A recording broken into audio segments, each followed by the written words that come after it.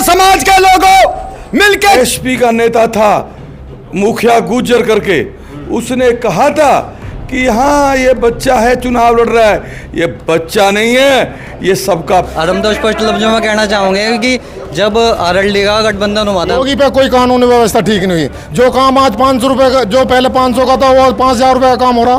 तो 7 लाख के आंकड़े पर ये परवीन भाई खड़े हैं। लेकिन जब तक विपक्ष नहीं होगा तब तक तानाशाही होती है। नमस्कार, मैं निरुद्ध चौहान, स्वागत आप सभी का गाम गोहांड में। अभी हम बागपत लोकसभा के गांव अहेड़ा में हैं। यहाँ 26 तारीख को मतदान होना है। समाजवादी पार्टी और कांग्रेस के गठबंधन से अमरपाल शर्मा, भारतीय जनता पार्टी और राष्ट्रीय लोकदल के गठबंधन से राजकुमार सांगवान और बहुजन समाज पार्टी की तरफ से प्रवीण बैसला मैदान में है। चुनाव जैसे जैसे नज़दीक आ रहा है वैसे वैसे पूरी ताकत पार्टी अपनी लगा रही है। आज हम अहेड़ा गांव में पहुंचे हैं और यहां जनता से जानने की कोशिश करते हैं अब की बार चुनाव में क्या मूड है और किसको जनता चुनना चाहती है। हाँ जी, आपको क्या लग रहा है बाबा जी? भैया रे बाबा जी को ये लग रहा है कि बहुत दिनों के बाद इस समाज का एक कैंडिडेट खड़ा हुआ है।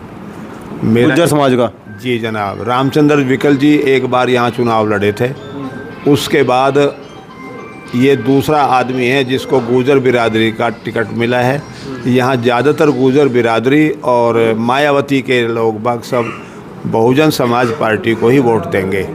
क्या कारण है इनको पसंद करने का? और भी तो है, राजकुमार सांगवान है, उधर अमरपाल शर्मा जी हैं। कोई भी अयोग्य नहीं है, हम किसी की भी बुराई नहीं चाहते, लेकिन इस समय प्रवीण नौजवान लड़का है और इसका काम करने का तौर तरीका, क्योंकि मायावती ने, मैं प्रवीण की तारीफ़ नहीं कर रहा हूँ, मैं ये तारीफ़ कर रहा हूँ बहन कुमारी मायावती की, क्योंकि मायावती ने इन लोगों को जितना प्रोग्रेस नोएडा, ग्रेटर नोएडा में किया है, अगर ये इलाका भी अपने आप को प्रगति चाहता है तो ये भी बहन मायावती के हाथ मजबूत करके प्रवीण बंसल को जिताएं। अच्छा, वो कह रहे, मोदी जी कह रहे हैं कि बार 400 पार, तो क्या आपको लगा है इतना आसान होगा सीट जीतना? देखिए, ये तो ऐसी बात है कि यूँ तो मैं भी कह दूँ कि मैं 540 ही पार करूँगा, ऐसा नहीं है। उतना भी नहीं है कि ना 500, क्योंकि मैं वैसे बाहर फील्ड का आदमी नहीं हूँ, लेकिन मैं टीचर हूँ पेशे से। मेरे हिसाब से 50 से ज़्यादा सीट यूपी में कमल की नहीं आएंगी। अब आप अंदाज़ा लगा सकते हैं कि जब 50 सीट ज़्यादा यूपी में कमल की नहीं आएंगी तो 400 पार करने का आंकड़े का तो प्रश्न ही नहीं उठता। क्या कारण है? आप तो नाराज़ से नज़र आ रहे बीजेपी से। कोई नाराज़ नहीं हूँ, मैं नौकरी पेशा आदमी हूँ, मैं कोई नाराज़गी नहीं है मुझे किसी से भी, और मैं किसी के फेवर का नहीं हूँ। मैं तो तथ्यों की बात करता हूँ, मुझे कोई नाराज़गी नहीं है, क्योंकि मेरा भाई भी इस पार्टी का जिला अध्यक्ष भी रहा है, चुनाव भी में भी भाग लेता है, हम भी चुनाव में भाग लेते हैं। लेकिन हम तो अपनी समाज के उपेक्षित होने की वजह से, क्योंकि एक ऐसा ही आदमी रामचंद्र विकल आया था, मेरा कमल से कोई विरोध नहीं है, मेरा मोदी जी से कोई विरोध नहीं है, मेरा किसी से भी कोई विरोध नहीं है, लेकिन जब तक विपक्ष नहीं होगा तब तक तानाशाही होती है। विपक्ष होना ज़रूरी है। अब वो विपक्ष कितना मजबूत होता है, कैसे होता है, ये मुझे नहीं मालूम।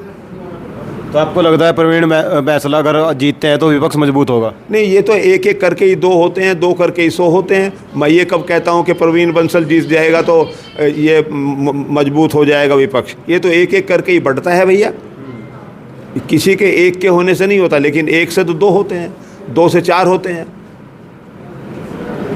चलो और भी देखते हैं, और भी भाई हैं यहाँ पे, उनसे और बात करते हैं। ये अंकल जी से करेंगे बात। हाँ जी अंकल जी, ठीक हो? बढ़ गया। क्या लग रहा चुनाव का? चुनाव का जो लग रहा है बागपत लोकसभा क्षेत्र में, और उसके तहत ये हेड़ा गांव है, यहाँ ज़बरदस्त समर्थन मिल रहा है जो बीएसपी प्रत्याशी है प्रवीण बैसला, और इसे देख के मुझे ऐसे लगता है कि बहन मायावती जी से यहाँ के मतदाता बहुत प्रभावित हैं, क्योंकि यहाँ पर तकरीबन 3 लाख एससी वोट है और तकरीबन 1.5-2 लाख गुर्जर वोट है, जो तकरीबन एक तरफा बहन मायावती के साथ जा रहा है। और मैं उन तथाकथित नेताओं को भी बताना चाहता हूं जिन्होंने इसी चैनल पे ग्राम गवांड पे वह एसपी का नेता था, मुखिया गुजर करके, उसने कहा था कि हाँ ये बच्चा है, चुनाव लड़ रहा है। ये बच्चा नहीं है। और ये भी मैं बता देना चाहता हूँ कि इसके परवीन बैसला का ये अपना जो बागपत विधानसभा है विशेषकर एक तरफा हो गई है और गुजर मोड पूरे के पूरे महापंचायत करके उन्होंने एक सामूहिक निर्णय लिया है कि आने वाले चुनाव में पूरी की पूरी गुजर समाज की वोट परवीन बैसला जी के लिए जाएंगी। नंबर 1। नंबर 2, उन्हें ये भी मैं बताना चाहता हूँ कि हम लोकसभा क्षेत्र में लगातार घूम रहे हैं और अपार समर्थन मिल रहा है। ऐसी वोट एक मुश्त जो पहले कुछ बीजेपी को भी चली जाती थी, इस बार क्योंकि आरएलडी का कैंडिडेट है और वहाँ पे ना ऐसी वोट जा रही, ना कश्यप वोट जा रही, ना पाल वोट जा रही, ना प्रजापति वोट जा रही, ना सैनी और सैन वोट जा रही, और बढ़ी और जुल्हाई की वोट भी सब लोगों ने निर्णय लिया है कि आने वाले चुनाव में आप लोग देखना जो वो तकरीबन 2 लाख वोट हैं तो वो बीएसपी कैंडिडेट परवीन बैसला जी को आ रही हैं। ये जोड़कर 2 लाख अन्य वोट, 3 लाख दलित वोट और तकरीबन 2 लाख अगर गुर्जर वोट जोड़ते तो 7 लाख के आंकड़े पर ये परवीन भाई खड़े हैं। और मैं दूसरी पार्टियों को चेता रहा हूं और बता देना चाहता हूं कि इस चुनाव में 5 लाख वोट हम लेके चल रहे हैं। किसी भी पार्टी के पास में 2 लाख या 1 लाख वोट से ज़्यादा नहीं है।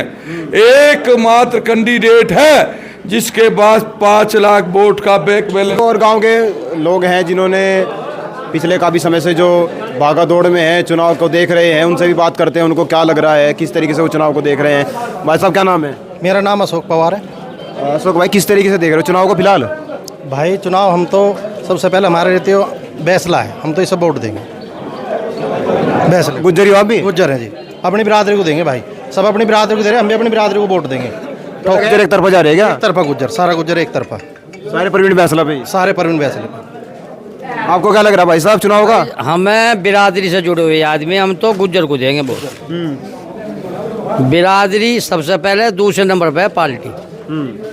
हम तो परवीन बैसले को वोट दिलवाएंगे और देंगे और जी जान से उसके साथ रहेंगे। क्या कारण है? मतलब और भी तो लोग हैं यहाँ। दुनिया भी तो बिरादरी के गैर लग रही है, हम अपनी बिरादरी के क्यों नहीं लगे गैर? और भी तो बिरादरी के गैर लग रहे हैं, नहीं लग रहे हैं? ये बताओ आप। सब बिरादरी को चाह रहे हैं, पंडित वे बिरादरी को चाह रहे, तो गुज्जर बिरादरी क्यों नहीं चाहेगा? हम तो बिरादरी के साथ है जी। पार्टी बाद की चीज़ है, पहले बिरादरी है अपनी। हाँ जी ताऊ जी, कहाँ किसे दोगे वोट? अपनी बिरादरी को वोट देंगे परवीन। आप भी गुज्जरी हो? हाँ गुज्जरी है। गुज्जरों से नहीं करता बात, और से पूछो। हाँ जी, क्या लग रहा? बसपा जीतेगी। यहाँ बसपा के पास में वोट हैं, दलित समाज है, गुज्जर समाज है और बहुजन समाज है। आप तो गुज्जर नहीं हो? नहीं, हम दलित हैं। तो आप बताओ क्या कारण है इतना ये गुज्जर तो एक तरफ हो रहे? नहीं तो होंगे ना ये एक तरफा। बसपा पार्टी, बहुजन समाज पार्टी जो है ये बसपा, ये सर्वजन समाज की पार्टी है और ये धरातल पे काम करती है बसपा। और इन्होंने जिला बनाया बहन जी ने। बहन जी का तो हमारे पे एहसान भी नहीं उतरा अब तक। बहन जी ने जिला बनाया है यहाँ और कानून व्यवस्था ठीक की है बहन जी ने। योगी जी कह रहे कानून व्यवस्था मैंने ठीक करी। योगी पे कोई कानून व्यवस्था ठीक नहीं हुई। जो काम आज 500 रुपये का, जो पहले 500 का था, वो 5000 रुपये का काम हो रहा। मतलब भ्रष्टाचार बढ़ गया? हाँ बिल्कुल, भ्रष्टाचार बिल्कुल चरम सीमा पे है। मायावती के राज में था? नहीं, उसमें कोई नहीं था। बेरोजगारी पे ये बीजेपी वाले बेरोजगारी पे बात नहीं करते, रोजगार पे बात नहीं करते, शिक्षा पे बात नहीं करते, ये किसी विकास पे बात नहीं करते। जो पहले बसपा ने जो पहले काम किया है बसपा ने, ये उसी को ही अपना बता रहे हैं। मतलब इन्होंने कुछ करवाया नहीं, इतने बड़े बड़े रोड बना दिए। रोड बना दिए तो इन्होंने क्या कर दिया? जनता का पैसा बना दिया। क्या राम मंदिर बना दिया? राम मंदिर से क्या है? तुम यहाँ बैठ जाओ फलोती मार के, तुम्हें कौन दे देगा खाने के लिए जब तक काम नहीं करोगे? काम करना तो जरूरी है ना। भाई मंदिर तो हर गांव में है जी।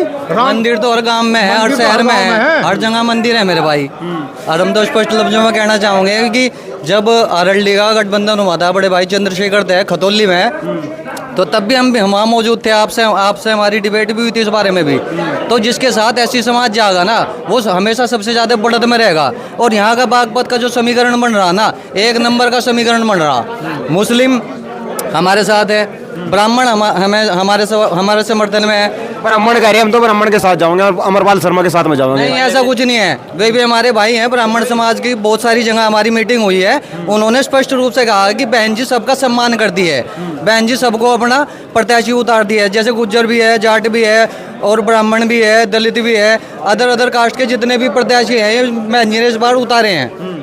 तो यहाँ पे जो हमारे प्रवीण बंसल जी हैं, बहुत अच्छे प्रत्याशी हैं। इनके साथ में मुस्लिम, दलित और जाट और गुज्जर और बहुजन समाज के सभी युवा और बुजुर्ग, सभी माताएं बहनें, सब 36 बिरादरी सब साथ में है मेरे भाई। और इनके यहाँ पे देखेंगे बदलाव की प्रक्रिया है। बदलाव अगर तवे पर रोटी पड़ी रहेगी एक तरफ से, तो वो सारी भून जाएगी, उसका कोई फायदा नहीं है खाने का।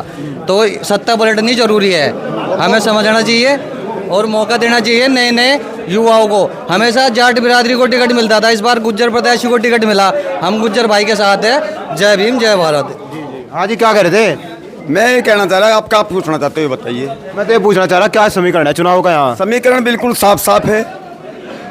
समीकरण इतना बढ़िया समीकरण है कि ऐसा समीकरण होना ही मुश्किल है। बहन जी का बहुत आभार व्यक्त करते हैं कि गुज्जर समाज को टिकट दिया है। सर्वजन हिताय सर्वजन सुखाय की नीति में बहन जी काम करती है और मोदी जी कहते हैं कि गारंटी है। मैं पूछना चाहता हूं माननीय प्रधानमंत्री जी से कि 2 करोड़ नौकरियों का वादा करके सबको लूट लिया, 15 लाख खाते में देकर सबको लूट लिया। ये सारी दुनिया कहती है कि मोदी झूठा है, ये मोदी झूठा है। ए मेरे गुज्जर समाज के लोगों, मिलके चलोगे तो संवर जाओगे, मिलके चलोगे तो संवर जाओगे, वरना तिनके की तरह बिखर जाओगे। इन्हीं शब्दों के साथ जय भीम। अभी हम गांव हेड़ा में हैं और जनता की राय आपने जान ली। अब आने वाली 26 तारीख में चुनाव होना है, देखते हैं जनता किसके पक्ष में मतदान करती है। जब आप मतदान करते जाएं तो आप थोड़ा ध्यान रखें, सब्र के साथ आप अपना मतदान दें। जुड़े रहे गांव के साथ। जय हिंद, जय भारत।